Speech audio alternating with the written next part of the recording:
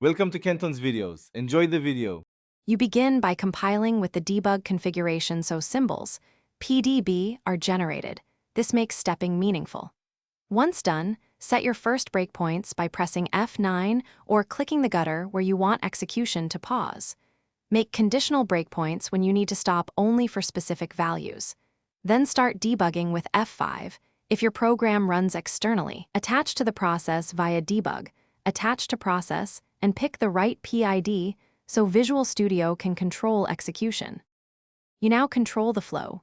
Press F11 to step into functions, F10 to step over helper calls, and Shift plus F11 to step out when a function is done. This reveals how values change across frames. Make sure to monitor locals, autos, and the call stack so you know which context you're inspecting. Switch threads if you debug concurrency. Also add expressions to watch and use the immediate window to evaluate or assign variables. This helps test fixes without rebuilding the program.